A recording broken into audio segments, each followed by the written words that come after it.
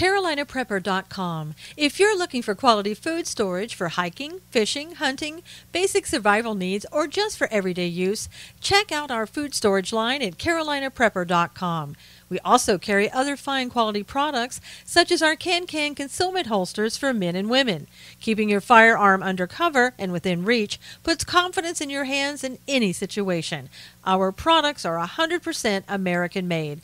Check us out today at CarolinaPrepper.com. Knowles on the news.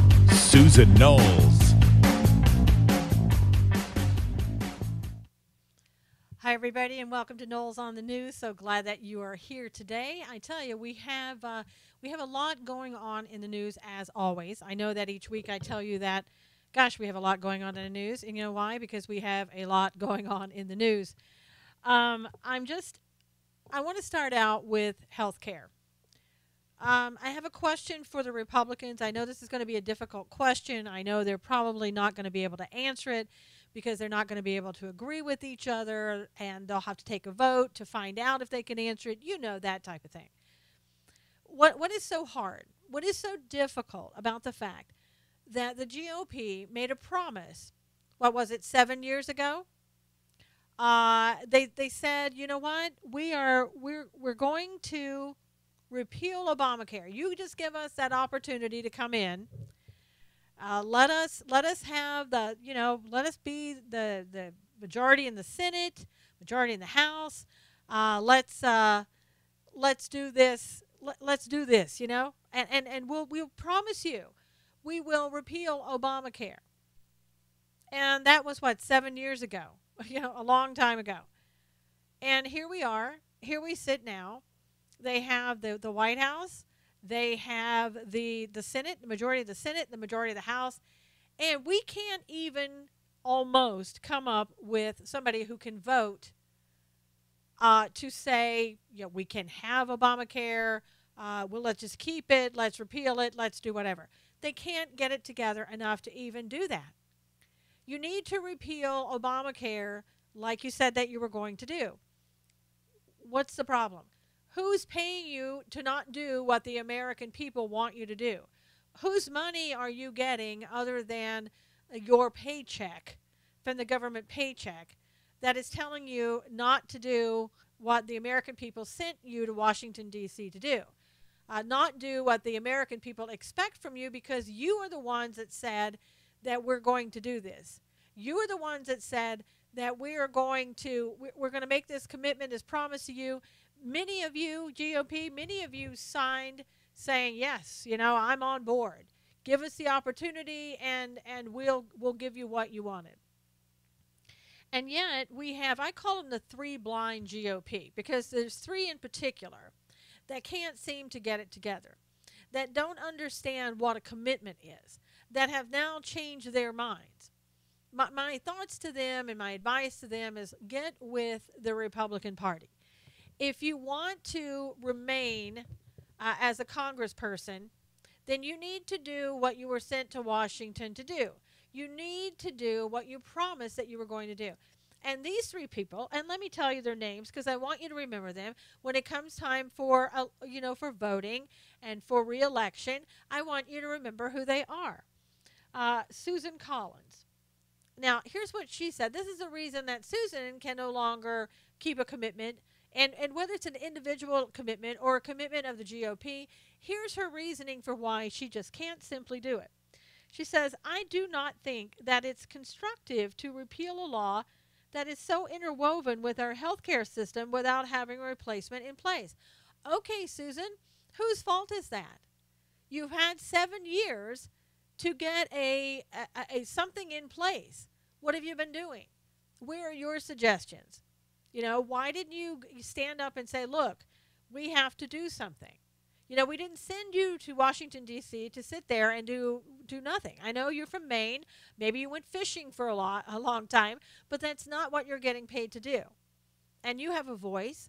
Obviously, you can stand up and you can say, look, GOP, we've promised that we're going to do this. Do we have something in place at the end of Obama's term that we can give to the American people? And you knew that they didn't, so why didn't you do something? And yes, I'm holding you accountable because all of you GOP, you're being held accountable for things that you said that you were going to do and you didn't do. Now, Capito, or More Capito, Shelley Moore Capito from West Virginia said, I didn't come to Washington to hurt people.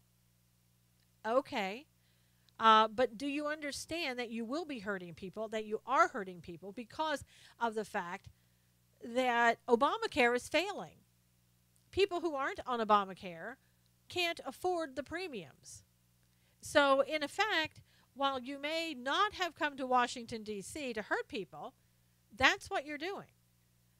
Your inability to take a vote to repeal Obamacare, to move forward, to do something to keep your commitment, that's hurting the American people. Now, you may not see it that way, and I understand that, but it is what it is. And you can't change what it is. You can't change the facts, right? And also Murkowski, doing her best John McCain impression. Let's just reach across the aisle to the Democrats. No. The Democrats didn't reach across the aisle to us.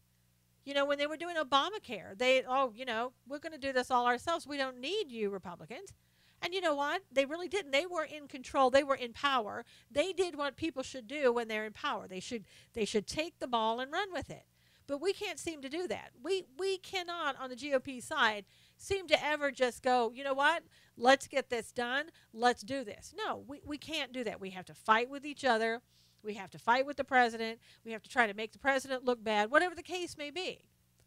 And all you're going to do when you reach across the aisle, Ms. Murkowski, is just get more taxes and more ways to spend money, because that's what the Democrats do. Now, I know that you love your Democrat peers. I get that. I get that you want to be more like them, and that's why you want to reach across the aisle, you and John McCain and several others.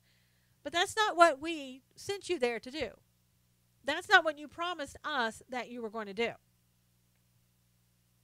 So you need to now go out and face your constituents and tell them why you couldn't keep a promise. Tell them why you lied to the American public. And tell them why now, also, that you didn't do anything at all to help matters.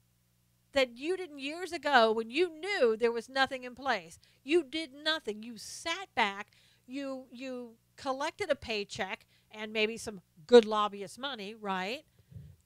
And you did nothing because you were hoping this day would never come. I mean, what did you expect? What did you expect? You had 7 years. And let me tell you something. You promised the American public to repeal. Get over there, repeal, and put something else on the table. That something else is so simple. Put insurance back. Let them sell insurance across state lines. Let each family get the insurance policy that is affordable to them. And if you want to cover those people that we were trying to cover in the beginning, the ones, that small minority of people who didn't have insurance that you should have covered and left everybody else alone, cover them. Do something about pre-existing conditions, and let's move on and get out of our health care. You screwed this up. This is exactly why government should not be in health care and controlling health care. You don't know how to do it. You're incapable. And I hate to say that. I hate to say that about my party, but it's absolutely true. And it's so frustrating for the American people to sit back here. Many of us could go to Washington and get the job done better than you can. And you are supposed to be the ones who are smarter than us that can go there and do what we've asked you to do. Well, you're not smarter than us, and I think we've proven that time and time again. So maybe you should just get out of the way. Listen to instructions that we give you. Just go do it, and then you'll be all right. But no, why is that? Because you've got your own agenda. You want to, get along with your Democrat peers. You want to go hobnobbing around with them. You want to, get all your special interest money. You want to do all that. And we know that. We know that about you. And we also know that whether you want to admit it or not, you really want to see President Trump fail. You, Paul Ryan, I'm talking to you. You, Mitch McConnell, I'm talking to you. Because if you didn't, that you would do more to help him. And you're doing everything you can to undermine him, and you have since he's been in office. You knew that that health plan sucked. You knew it. What you came up with in the House, and then the Senate, you added 30 more pages, putting back the taxes that were taken out from Obamacare and from what the House took out. You just put right back in. You knew it was going to fail, and you knew it would make President Trump look bad. You knew that, and you did it anyway. And we're supposed to sit back here like we're stupid people, and we don't realize that. And now you're telling us, well, you know what, if we go and we vote on this, it's going to be about 2 years before we get another plan. Really? 2 years, and you've had, what, 7? You know, here's the thing. You guys you don't have to worry about this. I mean, you seriously don't. Right now, we have John McCain, who had surgery at the Mayo Clinic. You know, I'm glad that he had surgery. I'm glad that he had such a fine clinic to have it done. But you know what? The average Joe out here, the one who needs for you to fix health care because you've screwed it up and you won't leave and let us go ahead and fix it, we don't have that type of insurance. We have a choice between Obamacare and really high premiums. So we can't pay out of pocket, perhaps, like you can. We don't have the same great insurance company coverage, that you do. We don't have that. And John McCain, you should be ashamed of yourself in a lot of respects. You didn't help veterans who, you know, are at the VA hospital waiting on wait lists and dying at the VA, while you, on the other hand, when you didn't feel like you should help them or whatever reason you came up with, now you're over in the Mayo Clinic getting the best care possible. And I don't begrudge you that, but what I say is we should all be getting that. We should all be getting the same thing that you get. You should be getting the same thing that we get. You should be having to pay for these high, expensive premiums out of your pocket, just like we should, but you should be paying more. You know why? Because it's all relative. And we're paying what? You know, sometimes families are paying $5,000 a month or a $5,000 to $6,000 deductible. You should be paying twice, 3 times as much as that. And most people I know, their insurance costs have gone up. They've tripled. I had a wonderful PPO. I could go see any doctor I wanted. Everything was covered. It was a reasonable cost. And boy, did that ever leave me quickly under Obamacare. I'm not even able to see my own doctors anymore. I have to go to all new doctors. I have HMO. It's horrible care.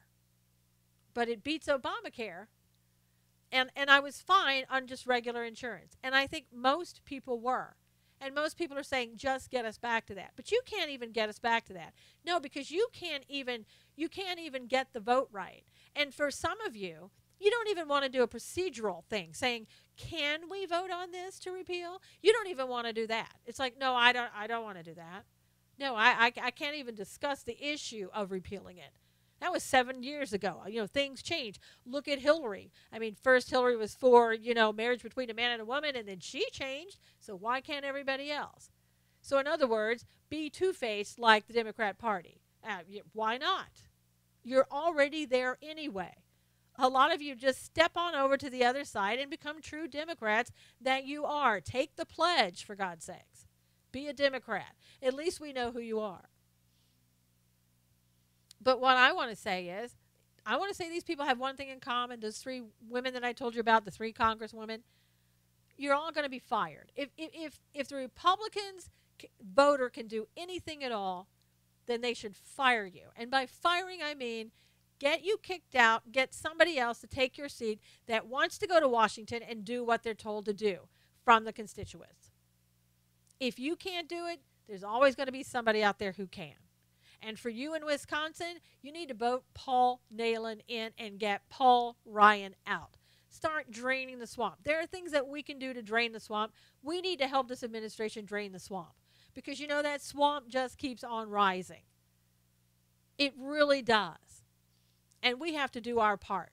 We need to get rhinos out. We need to get new blood in. And I'm not talking about progressive. I'm talking about people who are common, everyday, average people who love this country, who say, I want to go to Washington and I do want to make a difference. And even with those people, get them out in 8 years. Get them out.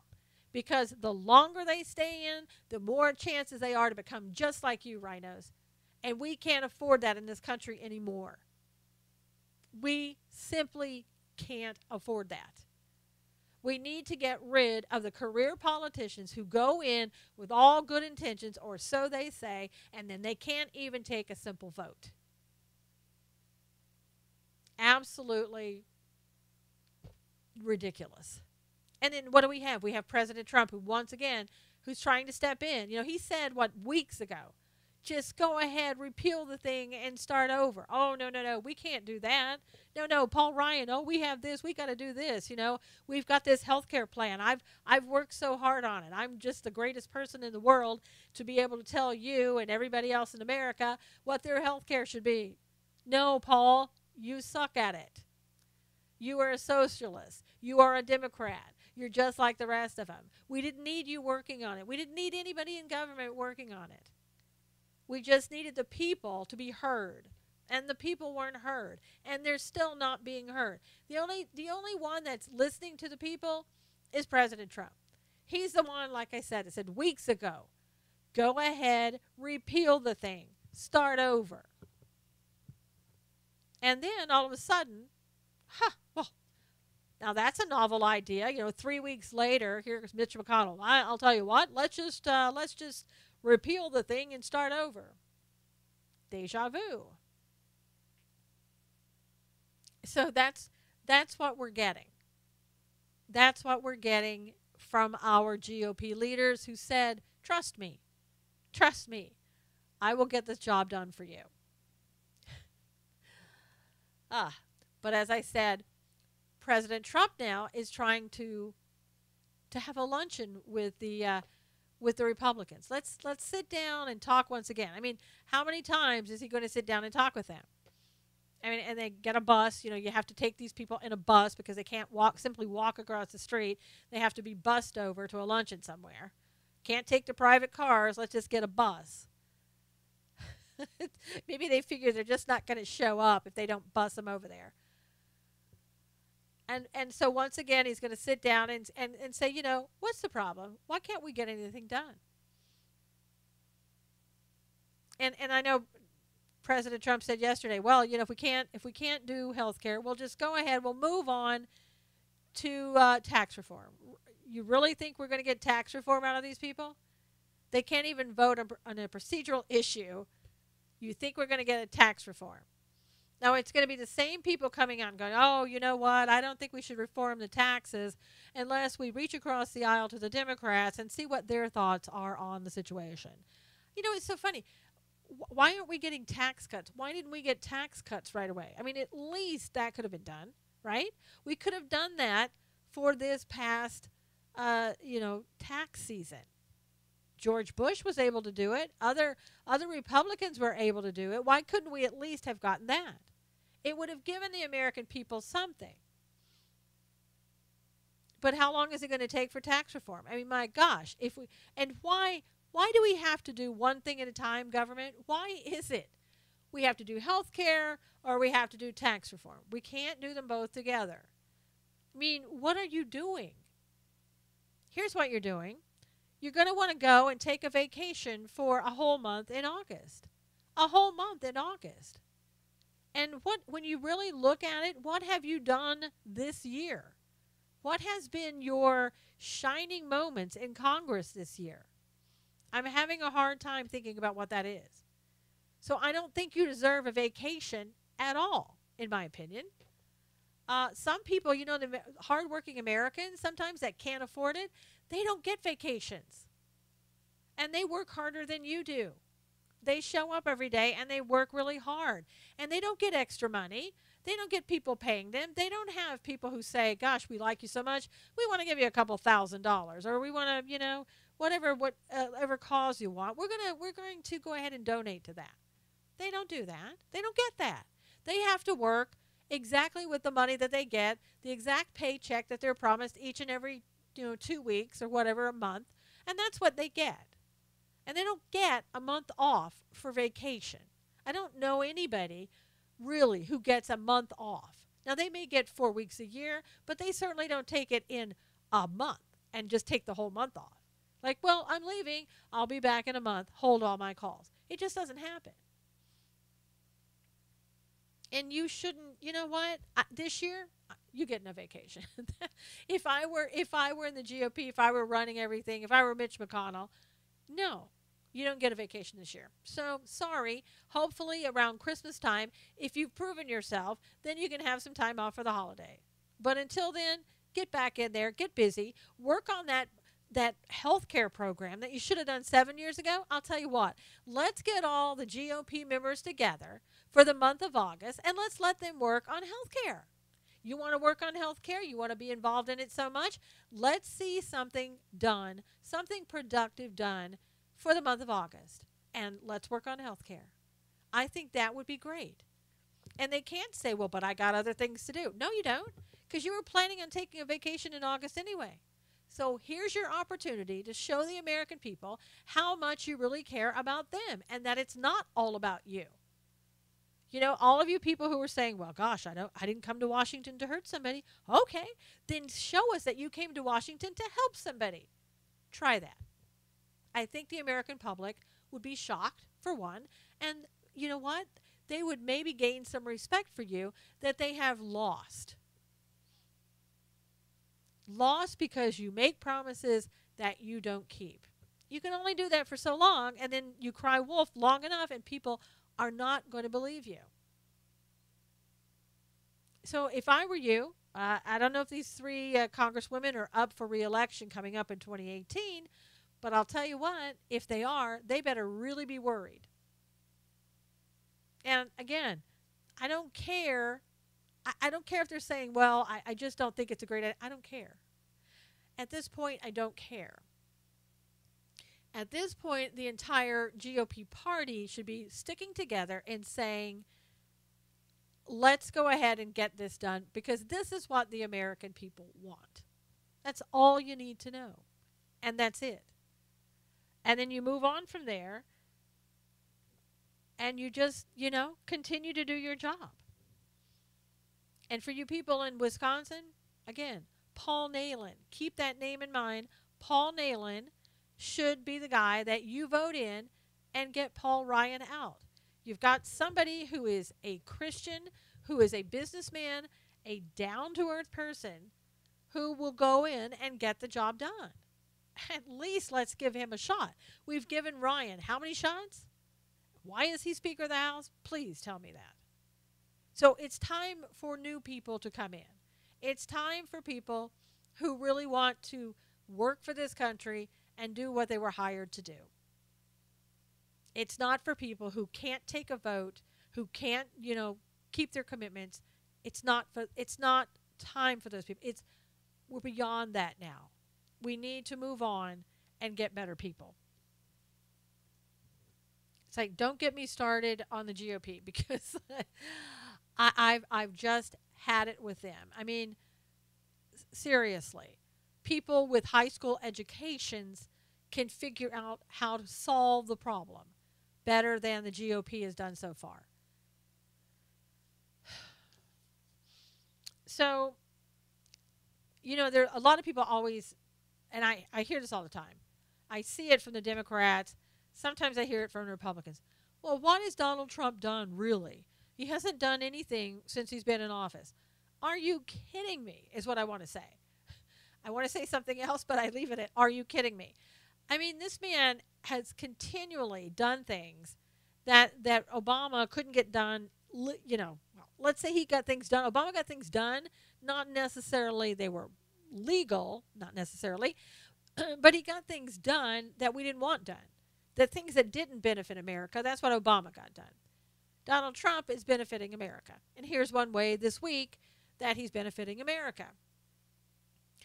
He is telling ICE, go out and do your job.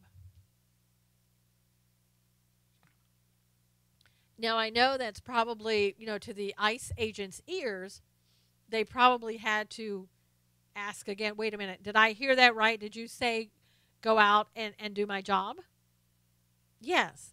The president is giving you the green light. It's coming from the top. Go out and do your jobs. And they've been doing their jobs. They've been trying to do their jobs, let's say. But we have things such as, these sanctuary cities that say, gosh, we don't want to work with you, ICE. We don't want to help you. You see, we like these illegal immigrants here because they're great voters. Oh, did I say that? Yes, you did say that. You know as well as I do that you want them for their votes. And you also want to keep this president from proving that there is voter fraud and that the states, I bet you if you looked at it with the states with sanctuary cities, you will find that's where most of the voter fraud comes from. And I know, oh, Susan, you shouldn't say that because you don't really know. Yeah, and if those cities have their way, I'll never know because they don't want to hand over that information. 44 states have said, we don't want to give you that information because we think you're just doing it for your own benefit. Really? And let's say he is. Does it really matter? If the truth can be unveiled, does it really matter? And we have the ACLU. Oh, we're going to be watching this really closely. Oh, yeah, okay. You go ahead and do that. And they're already upset that they had a meeting and they didn't make it a public meeting. And recently, the Lawyers Committee for Civil Rights had asked for a temporary restraining order against the president of the advisory committee on this, on whether or not about sanctuary cities, and or I'm sorry, about voter fraud. See there, I'm telling you, I already know it's the sanctuary cities, but on voter fraud, and the court said, sorry, you don't get your temporary restraining order. So we have a court that's saying, look, so what if they've had a meeting already? Get with the program, start working with them, helping them do what they're trying to do. But of course, no, we don't want to do that. We just want to put roadblocks in the way. We've got the Democrats that are putting roadblocks in the way. So we don't want to know what the truth is. We don't want to unveil that. Because why? Because that's going to blow everything. That's going to show everybody what's been going on in these sanctuary cities. All the people who are like, oh, we really should have sanctuary cities, these poor people. Yeah. Well, the Democrats are using those poor people, as they normally do, to get what they want. And in this instance, I believe that you'll find that there's so much more voter fraud in those sanctuary cities than you ever dreamed possible. And we can thank, again, President Trump for opening up the communication, at least, of trying to get this information. And what they're going to do, they're going to be sending now hundreds of agents. I love this. Hundreds of agents into sanctuary cities so that they can arrest these illegal immigrants and try to deport them, get them out of the country. They said, I love the word too, they said actually they're going to flood sanctuary city with agents. That's music to my ears. Music to a lot of people's ears who know what illegal immigration has done and how it has hurt our country. And it doesn't have anything to do with the people, who they are, where they're from. It's just the fact that they're here illegally and they are taking benefits away from Americans that they shouldn't be. And we've been paying for them for the past 8 years. It's time that they went home. It's time that they worked on their own government to make it a place that they want to live. Because we don't want this government, our country, to be taken down and transformed any more than it already has been over the past 8 years. Under President Trump, with his program and allowing ICE to do what they've done, illegal immigration, according to the statistics, has plummeted by 70%. Amazing numbers. And the increase in the number of arrests for illegal immigrants has increased by 40%. I mean, how great is that? I mean, we haven't heard statistics like that, I don't know, maybe ever. So when somebody says to you, well, what has President Trump done? That's one thing that you can say, this is what this man has done. This man is trying to save your country, trying to save his own country by getting people out of here that are being accused of shooting and killing others, for one. And I know that's, oh, what are, Susan, are you just saying that because you don't like the people? You're whatever, racist. No, no, no. I'm going by statistics. I'm going by what I've read in the news. It's factual. I can't help who it is and what you want to call it, but it's factual. Talk to Kate Steinle's parents and see how they feel about illegals being in our country. It's an issue. And if there have been people also, the girl that was allegedly raped by the people that were illegal immigrants in this country, drunk driving incidents that have taken place where illegal immigrants have allegedly killed people who were citizens or people here with green cards in the United States that were here legally. I'm sorry, it's an issue. It's an issue that we have to talk about and we need to face. And thank God that President Trump understands that. Thank God that President Trump has said, ICE, go in and do your jobs. You didn't get to do your job under Obama. Now we're saying go and do your job. Thank you, Mr. President. Thank you. And they're also going to be hiring about 10,000 more agents. So if you know somebody who wants to join and be with ICE, let them know. Hey, they're needing a few good people. And if you qualify, you may be one of those few good people that can help your country in that way. Get them out. Get them out. In other news as well, let me just tell you some things. And I don't know if this is good or bad. I guess it depends on how you look at it. I look at it as being negative in some respects because, we've seen America transformed over the last 8 years. We continue to see our culture transformed and the very landscape of our country transformed. And by that I mean the number of foreigners who are purchasing land, residential property, that type of thing, not in California, but in the United States, has increased significantly. From April 2016 to March of 2017, they have spent $153 billion buying homes in the United States. And again, some of you may say, well, that's great. That's helping our economy. Why do we care who it is? Foreigners should be allowed to buy property in the United States, on and on and on. Well, again, it depends on how much property, depends on how much, control that we lose on our own land in America by people who are buying it from people who are outside of America. Now, I don't know if it's still this way or not, but it's my understanding, let's say in Mexico, because they're right next door. I'm familiar with some of the rules in Mexico and the laws. But again, I'm not 100% accurate about this. Maybe some of you could tell me. You, as somebody who is not a citizen of Mexico, you can't buy land in Mexico. Now, you can have it for a lease for 99 years, but you can never actually own it. So, there are countries that say, we don't want foreigners buying our land. We want it to remain our land.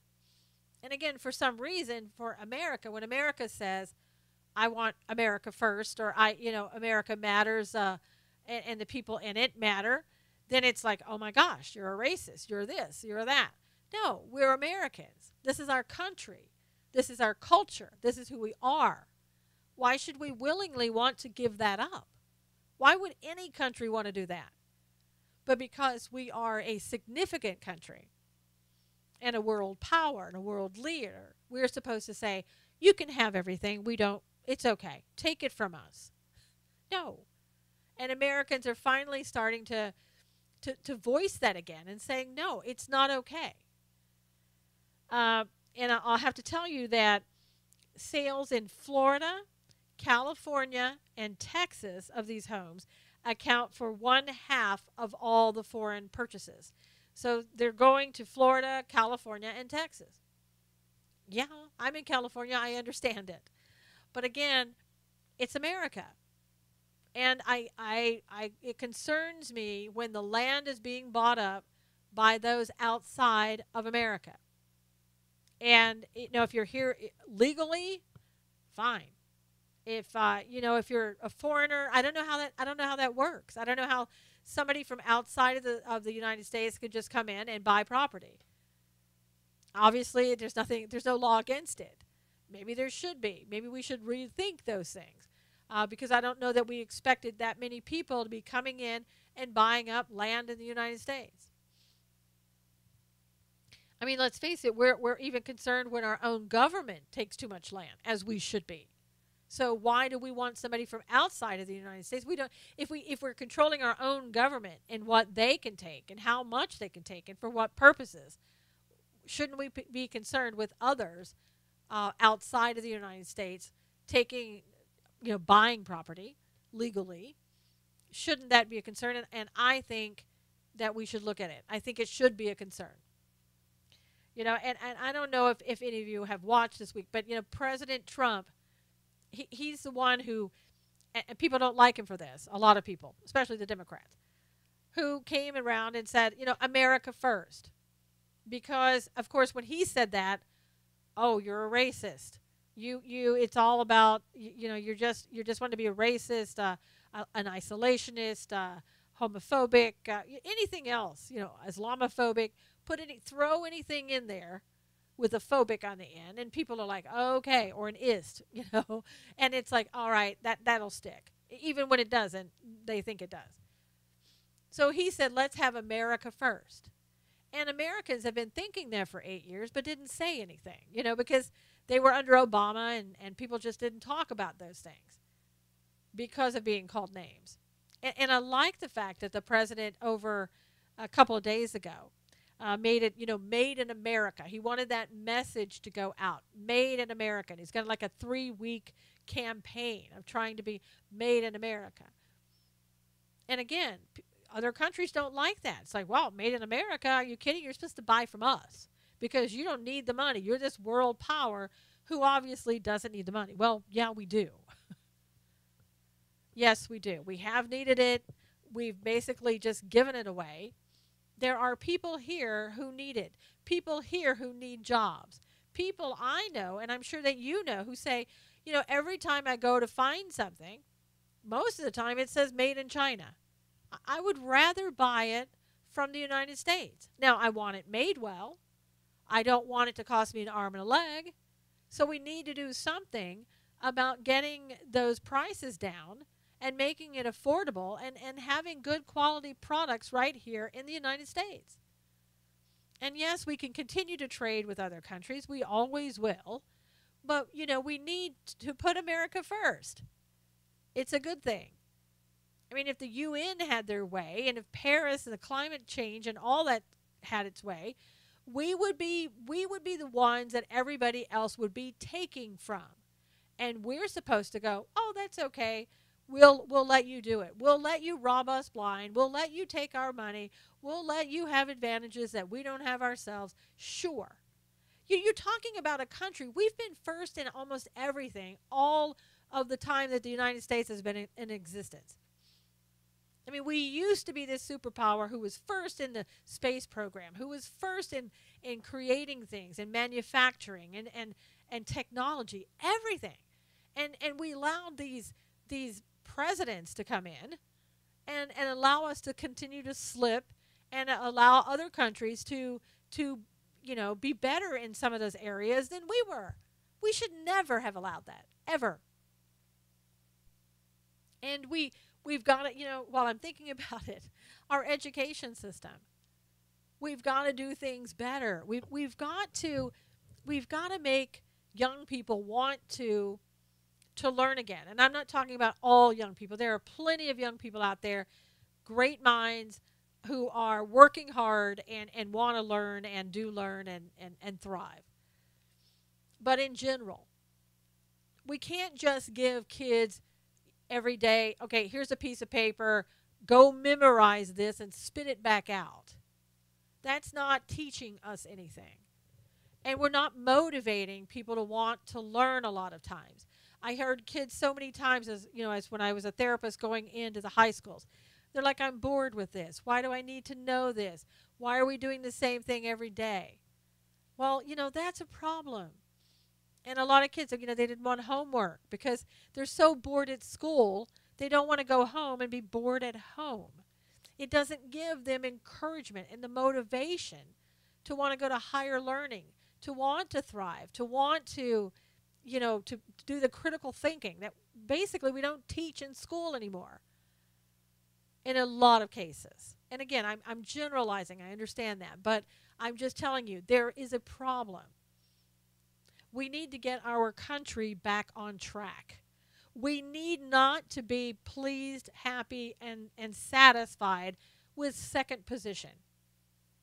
Now, we don't want to be number 2. We want to be number 1 because we have the people. We have the resources. We have the ability. If government gets out of our way, we can do what's needed. And we don't need to be stymied. We've been stymied for 8 years. We need to thrive again. America needs to thrive. And Donald Trump is trying to do that. But you know what? You, me, and all of us, we need to go out and we need to see a problem and solve a problem. We really do. And I know a lot of people are saying, well, I can't do that. I'm just one person.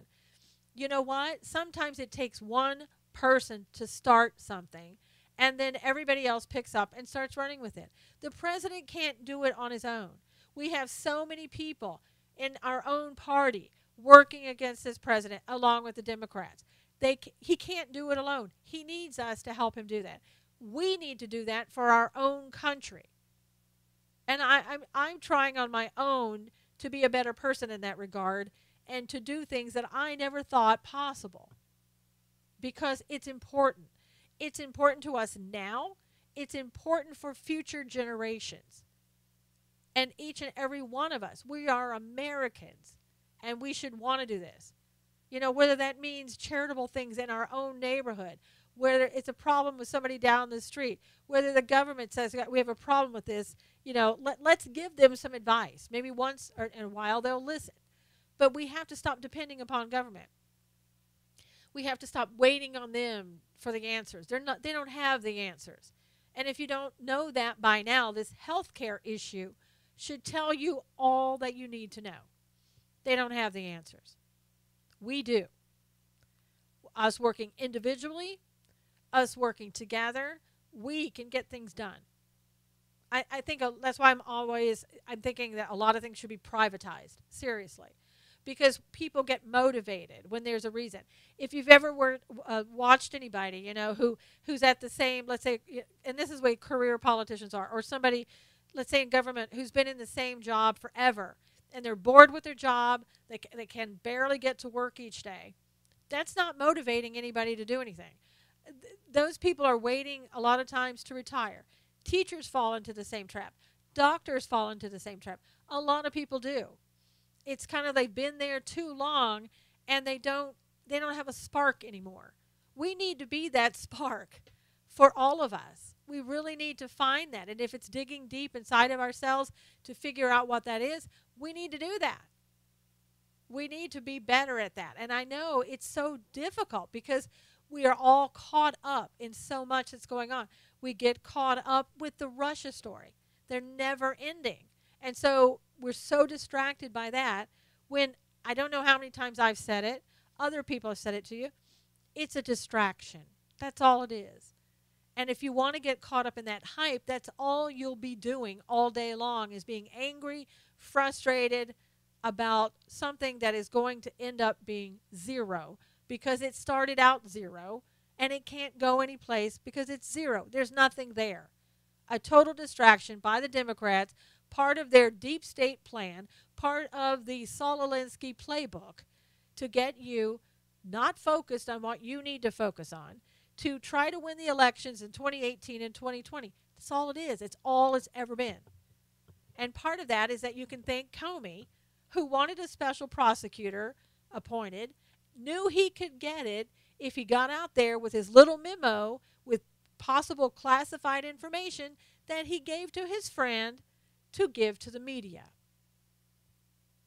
That's all it was. Some man's ego, Comey's, who decided, I'm going to manipulate the government once again, because I've done that a lot, making his speeches about Hillary and, oh, she did all this wrong, but we're not going to prosecute her, even though he had no authority to make that decision. He knew what was going to happen. He knew she would never get prosecuted under Lynch. And he did it again. He manipulated us. Okay, all right, he did. Mueller, whatever, should never have been appointed. But we have him now. And the Republicans did nothing again to say, look, there's a conflict here. We shouldn't have this man. And we should have tried harder, perhaps, you and I.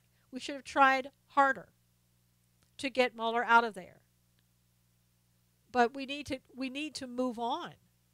We need to move on. While they're over here creating chaos, meaning the Democrats, you and I need to be doing what's right for this republic. We need to be doing what's right for America. We need to be coming up with solutions and moving this country forward. And sometimes that could be as little as getting the word out, retweeting this program, watching my Periscopes in the morning that I do at 11 Eastern every day on Periscopes, getting the word out to people, having them wake up and see that this is all a farce. It's all a farce. And, look at this, one thing after another. We have Trump, who went to the G20. And, of course, he met with Putin. So did everybody else. And now, what are they saying, the Democrats? Oh, President Trump had this private meeting with Putin. And Trump said, no, I didn't. This is all fake news again. Everybody was there. Everybody ate with the guy. I didn't have any special private meetings that nobody talked about. It's a lie. Again, how many times? And we've got to figure out, oh my gosh, okay, who was in that room with the Russian attorney? You mean the Russian attorney that has connections with the Democrat Party?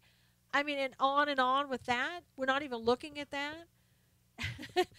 Come on. This woman who was allowed in the country by Lynch when she couldn't get in before, she was okay to come in by Lynch, this woman who was with the Russian ambassador here in the United States, who got a front row seat in congressional hearings. You mean that person? We've got to find out who was in that meeting. And now, yes, we've got to find out who that eighth guy was in there. You mean the eighth guy who is the interpreter who said we didn't talk about anything more than Majeski Act, which is about, adopting children from Russia and abusing children and things of that nature. I don't know the whole act, but it doesn't have anything to do with colluding with the Russians. And then we go from there to, what was said? What did Jared say? Well, nobody would have really gone. He should never have gone. Donald Trump Jr. should never have gone. Donald Trump Jr. did nothing illegal. You and I would have gone if that had been our competitor and somebody said, hey, we got some information. I want to see it. I want to know what's out there. There's nothing illegal about that. There's no money exchanging hands, no solicitation. And we want to know what Jared said. I want to know, what did Jared have for dinner that day? And not only that, but now the House Intelligence Committee wants to know, did Ivanka Trump, what did she put down on her information about Jared? Did she tell people that Jared was there with the Russians, or did she leave that off? So, who's next? Is there a maid that works, or a nanny that works for the Trumps that needs to be brought before the House, Senate, House or the Senate until? Somebody else that needs to be dragged in front of the committee that we need to hear from? Maybe somebody was painting inside the White House that day, and we need to have that person testify. Come on. It's a dog and pony show. That's all it is. It's a dog and pony show. Meanwhile, so many other important things are happening. But if you want to get bogged down in it, then that's what's going to happen. That's what you're going to do, and that's going to be your whole focus.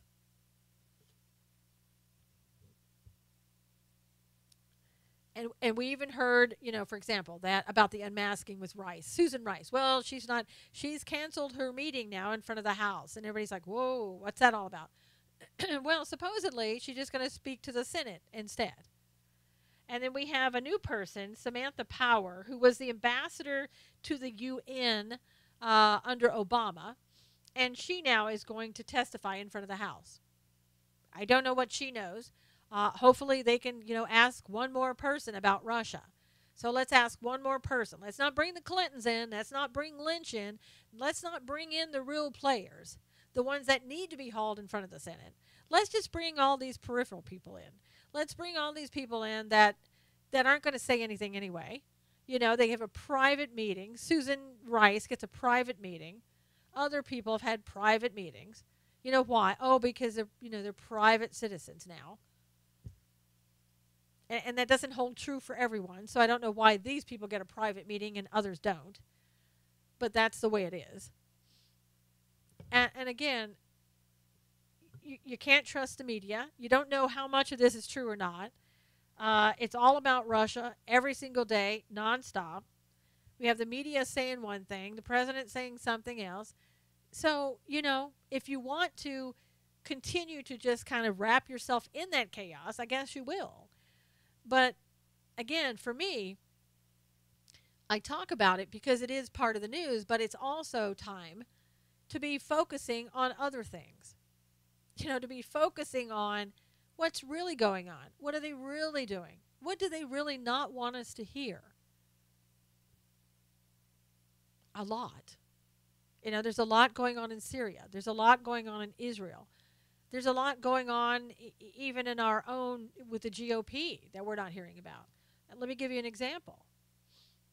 We hear these about the H-2B visas. And we're like, how great is that? You're not letting people come in and take American jobs. Well, not so fast. Because recently, and again, I don't know if this is true or not. This is what's being reported. So I'm going to tell you what's being reported and hope that this is that's not true, but I have a feeling that this one is true. It's being reported that the director of the Department of Homeland Security has signed something that will allow in 15,000 more H-2B visa people from foreign countries. Now, these are seasonal workers. Why do we need that? Now, I know you're going to say, well, because seasonal people just won't work. Did you ask them? Were there jobs before? There weren't any jobs. There weren't any jobs for even the high school kids to get. Now, I know some high school kids are lazy and don't want to work. I get that. Okay. But I can't believe that's everyone. And a lot of these kids will love to work seasonal work because they know it's just for a short period of time and then they can go back to doing what they were doing. And how about those people maybe that are retired, somebody that needs a little bit more income? There are a number of people that are still suffering, so we can't forget those people that still need a job. And yet we've brought in 15,000 people because we were told that that it was needed. And we were told how long ago that, this is what Paul Ryan really wanted. So what I think is Paul Ryan just got his way. Paul Ryan just snuck these 15,000 people in and got the John Kelly in the Department of Homeland Security to go along with it. And then we have right after that comes a study that was done supposedly that's saying, no, we don't need those seasonal people. That this is, that we've already gotten 136,000 of those seasonal people that we allowed in, from last year. That's a lot of people. Now, I don't know who's not telling the truth here. Somebody's not telling the truth. It's either that, John Kelly got it wrong, Paul Ryan got it wrong, the study got it wrong, somebody got it wrong. And, the American people in that way just really should be all up in arms and saying, wait a minute, I thought you weren't going to let these people in here. I thought this is something that we'd all talked about, we'd all agreed on. You know, we don't have TPP that brought in more of these people with visas. We don't need these people. We need Americans to get their jobs and have their jobs. So why are we doing this? And I think it's a pretty legitimate question. Why are we doing this? And again, I know 15,000 people spread across the whole United States, not a lot of people. But let's let's round up 15,000 people here and ask them if they want a job. Let's ask first. Did anybody do that? According to the study, we didn't do that. And Paul Ryan, I think, is probably just laughing all the way. Again, what did he promise Kelly? You know, to get what he wanted for the 15,000 people. You know, these are questions that we need to be asking. And again, we don't need to be looking at Russia. We need to be looking at our own people and what the Democrats are doing and what they're not telling us. I want to know. I have a right to know. I'm an American taxpayer. I'm an American citizen. I have a right to know. So, you know, this whole Russia thing, it'll eventually, you know, play itself out. But you and I need to know the truth now. Now, in other news, I don't know if you heard about this, but it seems like the Obama Foundation, and I know every one of you are just waiting for the Obama Foundation to open. You want to, or the library, you want to go there, I know, so bad, because you just want to pay homage to the former president.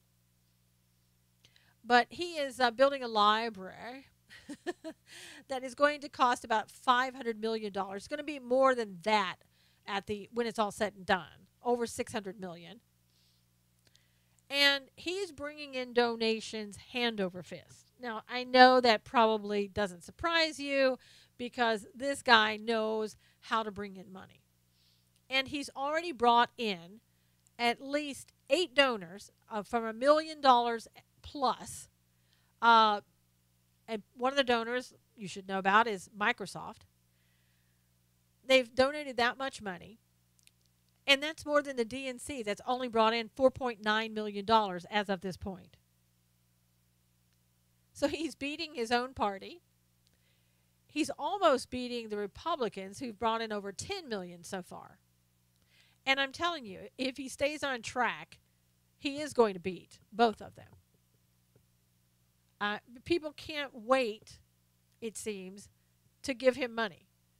There's more the merrier on giving him money. And so, you know, the Democrats kind of need to look at that, I guess, for their own party, and maybe they should go to Obama and say, you know what, we gave to you and getting you elected twice. Maybe you should give us some money at the DNC. I'm sure he'd be more than happy to help, don't you think? To give the DNC a little bit of money and some chump change. See, I don't think so. I think he's just doing what he wants to do. And it's so interesting because one of the things that they said, they want this, what may end up being $675 million dollar library. We want this here because we want to, it's going to create jobs. It's going to bring in so many people into the community in Chicago. This is going to be great. Well, all I can say is, you know, good luck with that because you really didn't create that many jobs before. Don't see you maybe creating that many jobs with this library, but if you do, it'll probably be more than you did in the past. So, oh my goodness. As I said at the very beginning, so much going on. Keep your head above water. You know, don't get sucked into Russia and this Russia narrative every single day. That's exactly what they want you to do. They want you to just do that and nothing else. We can't afford that. The GOP needs to do what they need to do to get the job done, and we need to press the GOP to do what they said they were going to do. Thank you so much for being here today. I so appreciate it. Until next time, take care. God bless. We'll see you soon.